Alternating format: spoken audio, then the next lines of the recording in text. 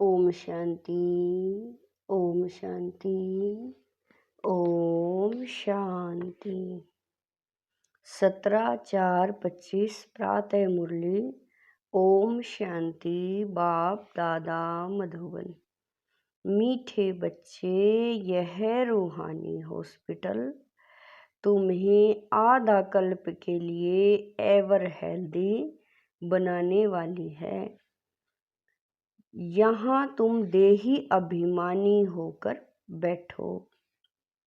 प्रश्न है, धंधा आदि करते भी कौन सा डायरेक्शन बुद्धि में याद रहना चाहिए? उत्तर है, बाप का डायरेक्शन है तुम किसी साकार व आकार को याद नहीं करो।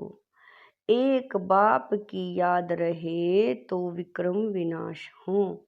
इसमें कोई ये नहीं कह सकता कि फुर्सत नहीं। सब कुछ करते भी याद में रह सकते हो। ओम शांति। मीठे मीठे रूहानी बच्चों प्रति बाप का गुड मॉर्निंग। गुड मॉर्निंग के बाद बच्चों को कहा जाता है बाप को याद करो। बुलाते भी हैं, हे पतित पावन आकर पावन बनाओ, तो बाप पहले पहले ही कहते हैं रूहानी बाप को याद करो। रूहानी बाप तो सबका एक ही है। फादर को कभी सर्वव्यापी नहीं माना जाता है, तो जितना हो सके बच्चे पहले पहले बाप को याद करो। कोई भी साकार व आकार को याद नहीं करो सिवाय एक बाप के। यह तो बिल्कुल सहज है ना। मनुष्य कहते हैं हम बिजी रहते हैं, फुर्सत नहीं है, परंतु इसमें तो फुर्सत सदैव है। बाप युक्ति बतलाते हैं, यह भी जानते हो बाप को याद करने से ही हमारे पाप भस्म होंगे। मुख्य बात है यह, धंधे आदि की कोई मना नहीं है। वह सब करते हुए सिर्फ बाप को याद करो तो विक्रम विनाश हो। यह तो समझते हैं हम पतित हैं। साधु संत ऋषि मुनि आदि सब साधना करते हैं। साधना की जाती है भगवान से मिलने की। सो जब तक उसका परिचय न हो तब तक, बाबा कह रहे हैं, तब तक तो मिल नहीं सकते। तुम जानते हो बाप का परिचय दुनिया में कोई को भी नहीं है। देह का परिचय तो सबको है। बड़ी चीज का परिचय झट हो जाता है। आत्मा का परिचय तो जब बाप आए तब समझाएं। आत्मा और शरीर दो चीज है। आत्मा एक स्टार है और बहुत सूक्ष्म है, उनको कोई देख नहीं सकते। तो यहाँ जब आकर बैठते हैं तो देही अभिमानी होकर बैठना है। यह भी एक हॉस्पिटल है। बाबा कह रहे हैं यह भी एक हॉस्पिटल है ना। आधा कल्प के लिए एवर हेल्दी होने की। आत्मा तो है अविनाशी, कभी विनाश नहीं होती। आत्मा का ही सारा पार्ट है। आत्मा कहती है मैं कभी विनाश को नहीं पाती हूँ। इतनी सब आत्माएं अविनाशी हैं। शरीर है विनाशी। अब तुम्हारी बुद्धि में यह बैठा हुआ है कि हम आत्मा अविनाशी हैं। हम 84 जन्म लेते हैं, यह ड्रामा है। इसमें धर्म स्थापक कौन कौन कब आते हैं, कितने जन्म लेते होंगे, यह तो जानते हो 84 जन्म जो गाए जाते हैं जरूर किसी एक धर्म के होंगे। सभी के तो हो न सके, सब धर्म इकट्ठे तो आते नहीं। हम दूसरों का हिसाब क्यों बैठ निकाले, जानते हैं फलाने फलाने समय पर धर्म स्थापन करने जाते हैं, उसकी फिर वृद्धि होती है। सब तमो प्रधान, बाबा कह रहे हैं सब सतो प्रधान से तमो प्रधान तो होने ही हैं। दुनिया जब तमो प्रधान होती है तब फिर बाप आकर सतो प्रधान सतयुग बनाते हैं। अभी तुम बच्चे जानते हो हम भारतवासी ही फिर नई दुनिया में आकर राज्य करेंगे और कोई धर्म नहीं होगा। तुम बच्चे, बाबा कह रहे हैं तुम बच्चों में भी जिनको ऊंच मर्तबा लेना है वह जास्ती याद में रहने का पुरुषार्थ करते हैं और समाचार भी लिखते हैं कि बाबा हम इतना समय याद में रहता हूँ। कई तो पूरा समाचार लज्जा के मारे देते नहीं, समझते हैं बाबा क्या कहेंगे, परंतु मालूम तो पड़ता है ना, स्कूल में टीचर स्टूडेंट्स को कहेंगे ना कि तुम अगर पढ़ेंगे नहीं तो फेल हो जाएंगे। लौकिक माँ बाप भी बच्चे की पढ़ाई से समझ जाते हैं। यह तो बहुत बड़ा स्कूल है, यहाँ तो नंबरवार बिठाया नहीं जाता है, बुद्धि से समझा जाता है, नंबरवार तो होते ही है ना। अब बाबा अच्छे अच्छे बच्चों को कहाँ भेज देते हैं, वह फिर भले, बाबा कह रहे हैं वह फिर चले जाते हैं तो दूसरे लिखते हैं हमको महारथी चाहिए। सो जरूर समझते हैं वह हमसे होशियार नामी ग्रामी है।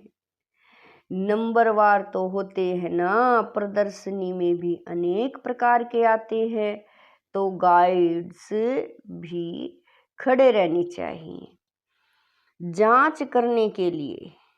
बाबा कह रहे हैं रिसीव करने वाले तो जानते हैं यह किस प्रकार का आदमी है तो उनको फिर इशारा करना चाहिए कि इनको तुम समझाओ, तुम भी समझ सकते हो। First grade, second grade, third grade सब है वहाँ तो सब की सर्विस करनी ही है। कोई बड़ा आदमी है तो जरूर बड़े आदमी की खातिरी तो सब करते ही हैं, यह कायदा है। बाप अथवा टीचर बच्चों की क्लास में महिमा करते हैं, यह भी सबसे बड़ी खातिरी है। नाम निकालने वाले बच्चों की महिमा अथवा खातिरी की जाती है, यह फलाना धनवान है, रिलीजियस माइंडेड है, यह भी खातिरी है ना। अब तुम यह जानते हो ऊंचे ते ऊंच भगवान है, कहते भी हैं बरोबर ऊंचे ते ऊंच है, परंतु फिर बोलो उनकी बायोग्राफी बताओ तो कह देंगे सर्वव्यापी है, बस एकदम नीचे कर देते हैं। अब तुम समझा सकते हो सबसे ऊंचे ते ऊंच है भगवान, वह है मूल वतन वासी, सूक्ष्म वतन में हैं देवताएं, यहाँ रहते हैं मनुष्य तो वो ऊंचे ते ऊंच भगवान वह निराकार ठहरा। बाबा कह रहे हैं अभी तुम जानते हो हम जो हीरे मिसल थे सो फिर कोड़े मिसल बन पड़े हैं, फिर भगवान को अपने से भी जास्ती नीचे ले गए हैं, पहचानते ही नहीं हैं। तुम भारतवासियों का भी तुम भारतवासियों को भी पहचान मिलती है, फिर पहचान कम हो जाती है। अभी तुम बाप की पहचान सबको देते हो, ढेरों को बाप की पहचान मिलेगी। तुम्हारा मुख्य चित्र है ही यह त्रिमूर्ति गोला झाड़, इसमें कितनी रोशनी है, यह तो कोई भी कहेंगे यह लक्ष्मी नारायण सतयुग के मालिक थे। अच्छा, सतयुग के आगे क्या था, यह भी अभी तुम जानते हो। अभी है कलयुग का अंत और है भी प्रजा पर राज्य। अभी राजाई तो है नहीं। कितना फर्क है, सतयुग के आदि में राजाएं थे और अभी कलयुग में भी राजाएं हैं।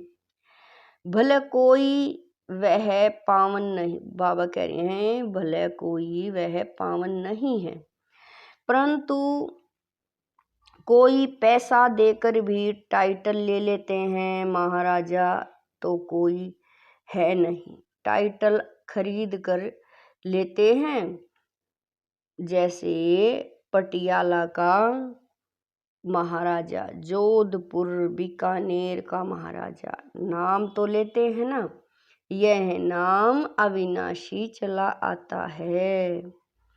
पहले पवित्र महाराजाएं थे, अभी हैं अपवित्र राजा महाराजा। अक्षर चला आता है, इन लक्ष्मी नारायण के लिए कहेंगे वह सतयुग के मालिक थे। बाबा कह रहे हैं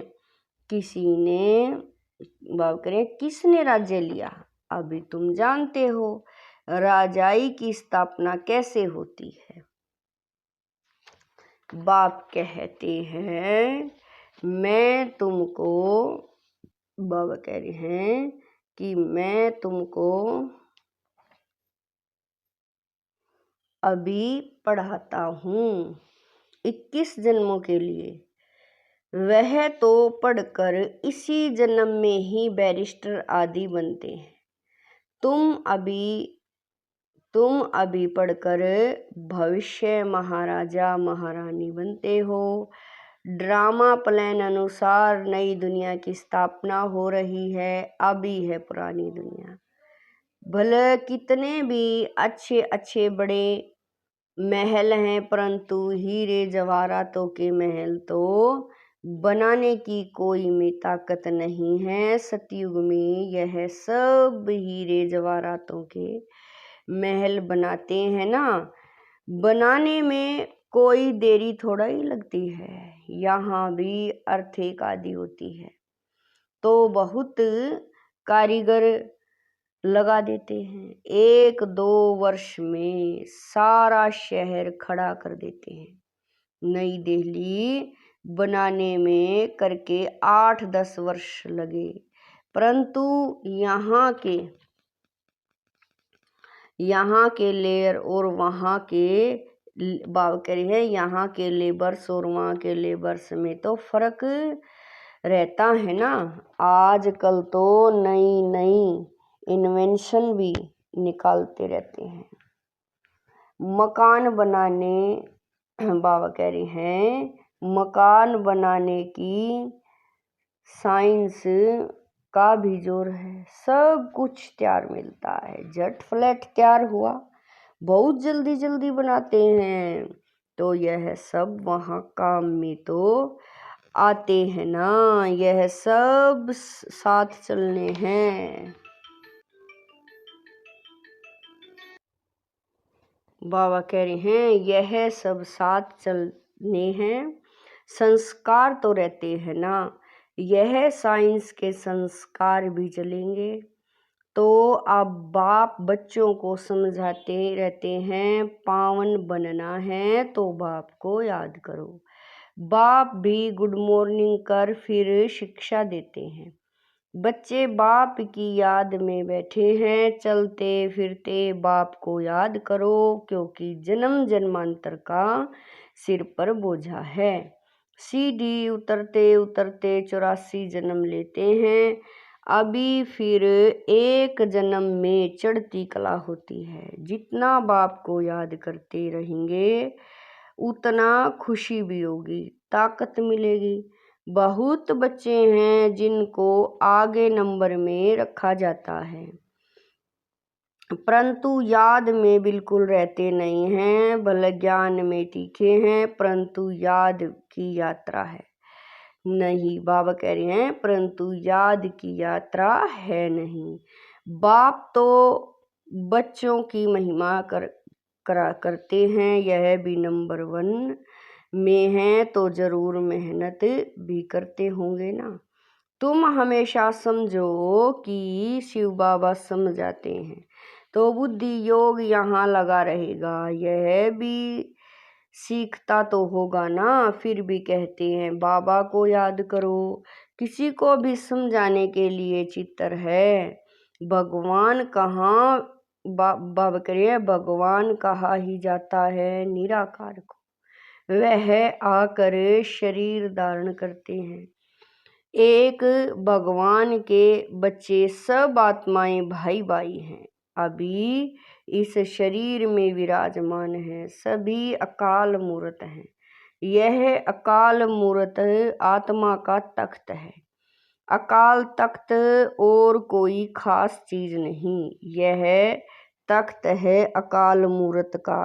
भ्रुकुटी के बीच में आत्मा विराजमान होती है, इसको कहा जाता है अकाल तख्त। अकाल तख्त अकाल मूर्त का। आत्माएं सब अकाल है, कितनी अति सूक्ष्म है। बाप तो है निराकार, वह अपना तख्त कहाँ से लाएं। बाप कहते हैं मेरा भी यह तख्त है, मैं आकर इस तख्त का लोन लेता हूँ। ब्रह्मा के साधारण बूढ़े तन में अकाल तख्त पर आकर बैठता हूँ। अभी तुम जान गए हो सब आत्माओं का यह तख्त है। मनुष्यों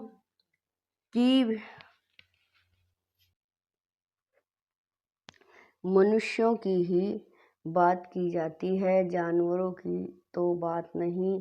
पहले जो मनुष्य जानवर से भी बदतर हो गए हैं वह तो सुधरे। कोई जानवर की बात पूछे, बोलो पहले अपना तो सुधार करो। सतयुग में तो जानवर भी बड़े अच्छे फर्स्ट क्लास होंगे। कीचड़ा आदि कुछ भी नहीं होगा।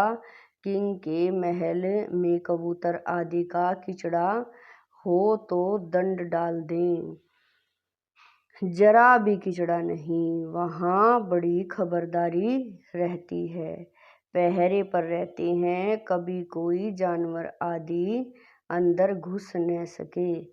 बड़ी सफाई रहते, बाबा कह रहे हैं बड़ी सफाई रहती है।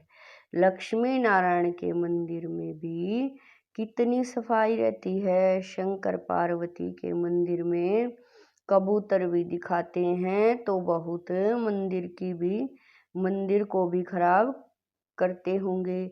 शास्त्रों में तो बहुत दंत कथाएं लिख दी हैं।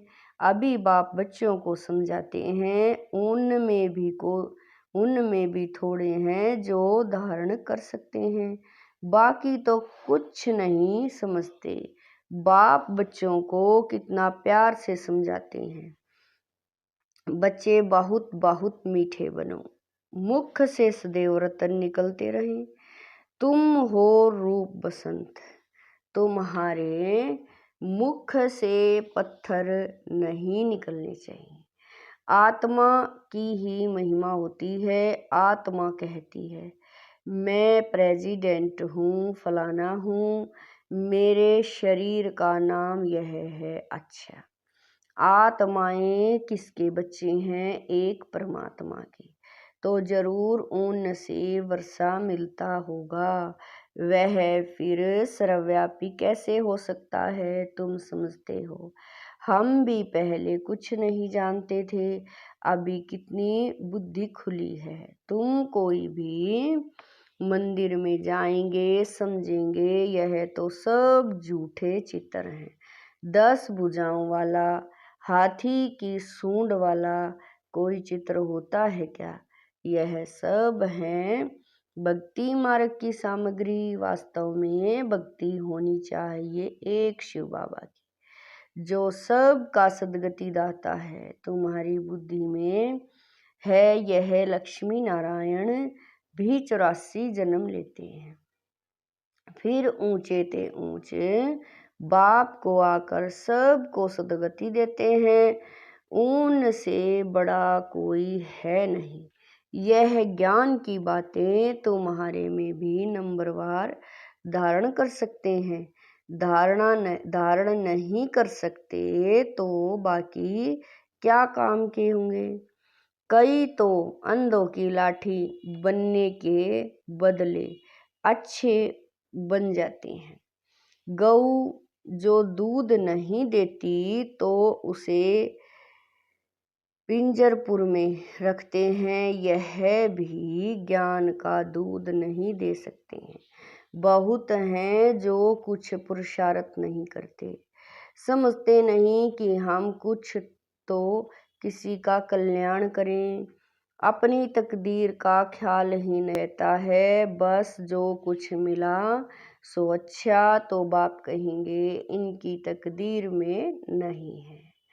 अपनी सदगति करने का पुरुषार्थ तो करना चाहिए, देही अभिमानी बनना है। बाप कितना ऊंचे ते ऊंच है और आते देखो कैसे पतित दुनिया पतित शरीर में है, उनको बुलाते ही पतित दुनिया में है। जब रावण बिल्कुल ही भ्रष्ट कर देते हैं तब बाप आकर श्रेष्ठ बनाते हैं। जो अच्छा पुरुषार्थ करते हैं वह राजा रानी बन जाते हैं, जो पुरुषार्थ नहीं करते वह गरीब बन जाते हैं। तकदीर में नहीं है तो तदबीर कर नहीं सकते। कोई तो बहुत अच्छी तकदीर बना लेते हैं। हर एक अपने को देख सकते हैं कि हम क्या सर्विस करते हैं। अच्छा, मीठे मीठे शकील दे बच्चों प्रति माता पिता बाप दादा का याद प्यार और गुड मॉर्निंग। रूहानी बाप की रूहानी बच्चों को नमस्ते। हम रूहानी बच्चों की रूहानी माता पिता बाप दादा को दिलवा जान शिकवा प्रेम से याद प्यार गुड मॉर्निंग नमस्ते ओम शांति। मेरे बाबा मीठे बाबा प्यारे बाबा लाख लाख शुक्रिया मेरे बाबा। धारणा के लिए मुख्य सार है नंबर 1, रूप बसंत बन मुख से सदैव रतन निकालने हैं। बहुत बहुत मीठा बनना है, कभी भी पत्थर कटु वचन नहीं निकालना है। नंबर 2, ज्ञान और योग में तीखा बन अपना और दूसरों का कल्याण करना है। अपनी ऊंच तकदीर बनाने का पुरुषार्थ करना है। अंधों की लाठी बनना है। वरदान है त्रिस्मृति स्वरूप का तिलक धारण करने वाले संपूर्ण विजयी भव है। वरदान है त्रिस्मृति स्वरूप का तिलक धारण करने वाले संपूर्ण विजयी भव है।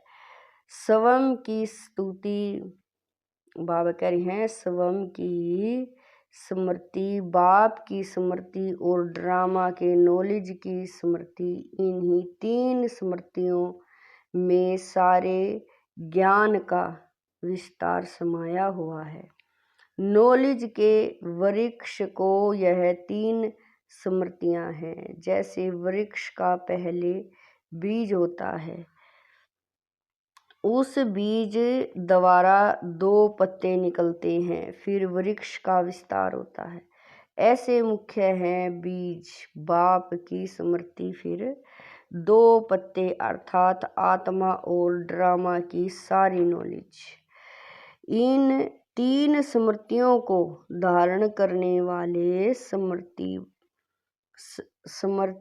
भव का समर्थी भव व संपूर्ण विजयी भव के वरदानी बन जाते हैं। स्लोगन है प्राप्तियों को सदा सामने रखो तो कमजोरियां सहज समाप्त हो जाएगी। स्लोगन है प्राप्तियों को सदा सामने रखो तो कमजोरियां सहज समाप्त हो जाएंगी। व्यक्ति सारे कंबाइंड रूप की स्मृति से सदा विजयी बनो। संगम युग पर ब्रह्मा कुमार कुमारी अकेले नहीं हो सकते। सिर्फ बाप के साथ का अनुभव, कंबाइंडपन का अनुभव इमर्ज करो। ऐसे नहीं कि बाप तो है ही मेरा, साथ है ही नहीं, साथ का प्रैक्टिकल अनुभव इमर्ज हो तो यह माया का वार नहीं होगा। माया हार खा लेगी। सिर्फ घबराओ नहीं, क्या हो गया, हिम्मत रखो, बाप के साथ को स्मृति में रखो तो विजय आपका जन्म सिद्ध अधिकार है। ओम शांति।